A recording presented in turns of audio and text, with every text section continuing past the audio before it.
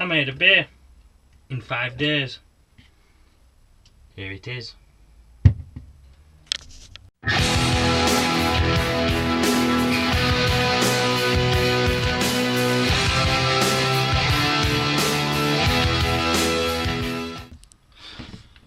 Right, making a chocolate Bramble Porter today. I haven't done any of the footage because it's straightforward.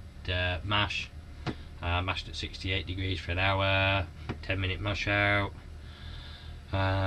Boil 60 minutes with one addition at 60 minutes of 25 grams of Magnum. Then at 15 minutes, the Protofloc tablet. 10 minutes. 24 grams of Styrian Goldings, then chilled down into an FV.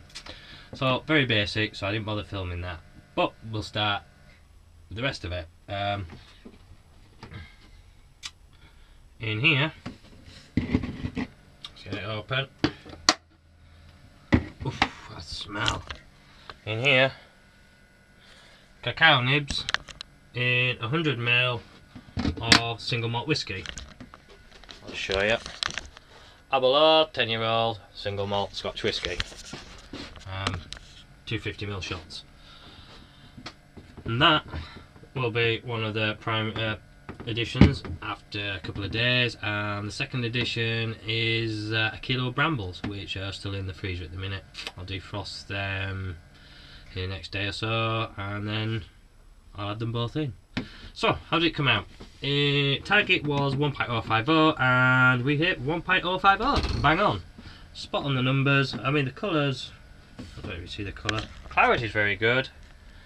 Colour, let's get around here so we can see it through there. It's quite almost a chestnut colour. I'm hoping that with the addition of the cacao nibs, it'll take it darker, and then the brambles especially will add some heavy red coloration, some ruby coloration. So I'm looking to a dark ruby reddy brown porter really, I guess. We'll see how it goes, and that's it for now. We'll come back when we've added everything else. I'll just at one point dropped the whole wort onto yeast cake from previous American wheat beer. It's Kveik yeast, as I always use, and it's fermenting at 20 degrees, so it's got quite a lot of yeast. So I'm imagining this will be done by a couple of days now, probably 3 days. This yeast will kick through, so I might have to drop this lot, my additions, in tomorrow. We'll see how it goes, but should be alright. Okay, thanks for watching so far. Right, time to add the fruit addition. I've already added the cacao nibs. I added them yesterday evening with the whisky straight in. If you're wondering why it's not looking as lively as usual Kveik, then the answer is I've just top cropped it. So that's why there isn't so much yeast on the top there, because I've already top cropped it. So I'm just going to put the fruit addition in when I find the scissors. I took a reading yesterday and it was down to about 1.020. This was brewed on, what day is it now? It's Monday.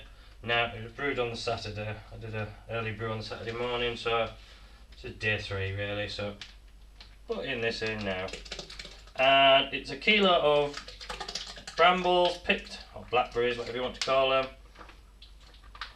They were picked and frozen, and I've defrosted them and then just mushed them in the bag, really, to get them to a nice puree consistency.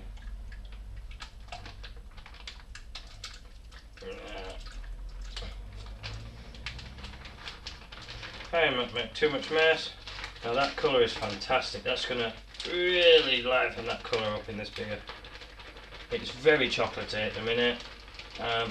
This fruit, I'm hoping, can only be a good thing. Anyway, that'll do. So, that's the fruit in, the cacao nibs in, and now we let nature take its course for a while longer. And then after what, about another 4 or 5 days, we'll cold crash, get it into the fermenter, and start cabbing it up. Right, we're now transferring the water. It's not water anymore, it's beer. Transferring the beer from the FA into keg. It's only day 5, but yesterday I did a taste test and it was chocolatey on the aroma, and on the taste there was chocolate, brambles, a hint of the fruit, brambles and toffee notes, and it was very clean, very nice. So I cold crashed it overnight and throughout the day, and we're just transferring it, and then we're going to get it carbonated. Right, the original gravity on this beer was 1.050, and then the final gravity has come out as 1.012. So we're looking at a 4.9%, which is good. I put the Kveik, because I put this into the Grandfather app. I think I had this at 74% efficiency, so it's a little bit more than that, maybe 75% efficiency for the yeast, as I had it down to come out at 1.013 from 1.050. So it's come out 1 point better. So I'd say if you're using the Kveik yeast and you're using the Grandfather website to build your recipes, 75% efficiency is what I go with for the yeast. Right, that was made in 5 days, grain to glass. That's the final tasting of the chocolate Bramble Porter. I managed to make it in 5 days. I can't believe it either.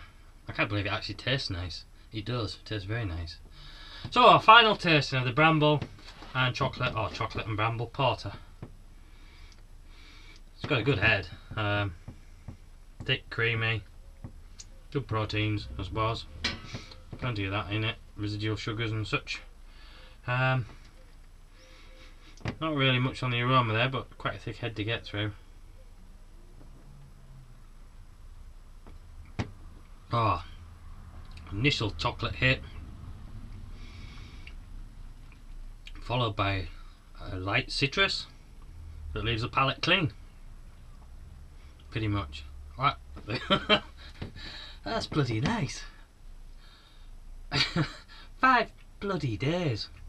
Oh, and after that cleanness, that chocolate seems to come back to just sort of leave a residual in your mouth. This is...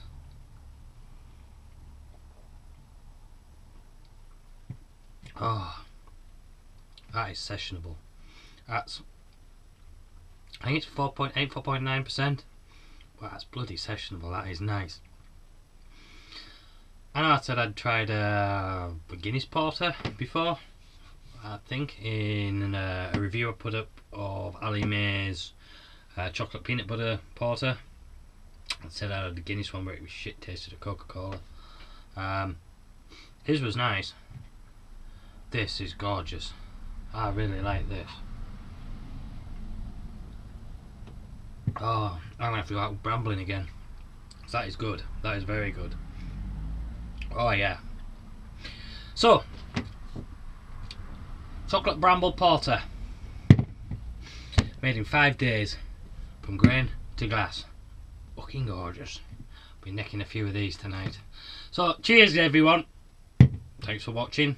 Like, thumbs up if you can. If you don't, give it a thumbs down. Subscribe if you want to see more content, and comment. Tell me what you think. Cheers.